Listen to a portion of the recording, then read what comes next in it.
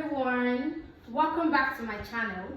So today we are going to discuss the cubital fossa.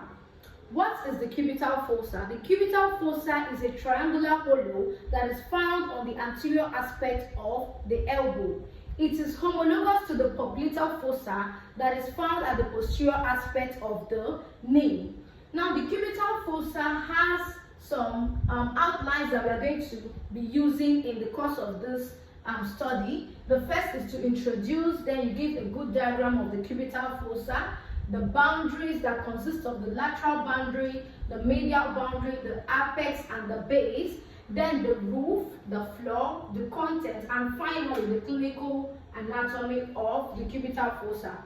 So having introduced the cubital fossa, let us talk about the boundaries of the cubital fossa. So the first boundary is the lateral boundary. So the cubital fossa has the lateral boundary. So this is the lateral boundary of the cubital fossa, and this is the medial boundary of the cubital fossa. So the lateral boundary consists of the medial aspects of the brachioradialis muscle. So this brachioradialis muscle is what forms the lateral boundary of the cubital fossa. That's the medial aspect of the brachioradialis muscle. This is one of the muscles that is seen on the posterior aspect of the forearm. Now let's go over to the medial boundary. The medial boundary is being formed by the lateral aspect of the pronator teres muscle, which is also one of the muscles of the forearm. Now let's go over to the apex. The apex of the cubital fossa is directed downwards. Okay, it's directed downwards, and it is seen where the brachioradialis crosses over to the pronator teres muscle. Then the last one we are having is the base.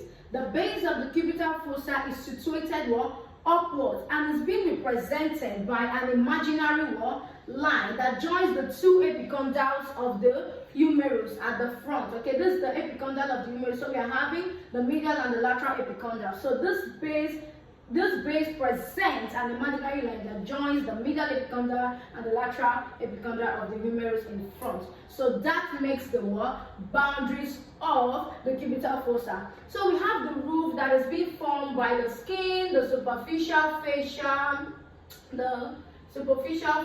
the deep fascia, and the bicipital aponeurosis.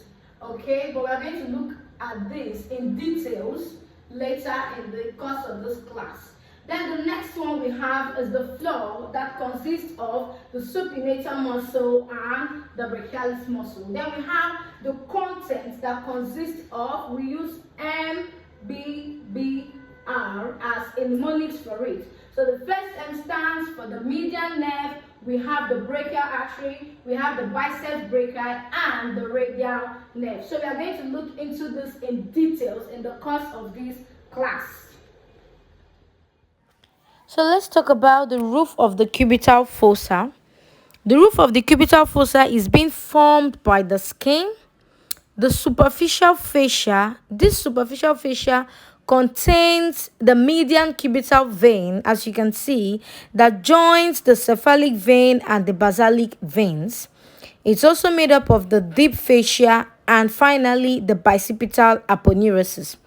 This bicipital aponeurosis is a fibrous sheet that forms the part of the tendon of the biceps brachii with regards to the bicipital. So it simply means that the roof is made up of the skin, the superficial fascia that contains the median cubital vein, which joins the cephalic vein and the basalic vein, the deep fascia, and the bicipital aponeurosis. So talking about the floor of the cubital fossa, the first diagram we are having is the surface view, while the other one is the cross-sectional view of the cubital fossa, of the floor of the cubital fossa. So the floor of the cubital fossa is made up of the brachialis muscle and the supinator muscle. So the supinator muscle surrounds the upper part of the radius. So the contents of the cubital fossa consist of the median nerve, the brachial artery, the biceps brachii, and the radial nerve. So we are going to be talking about the median nerve first. The median nerve gives branches to the flexor carpi radialis, the palmaris longus, the flexor digitorum superficialis.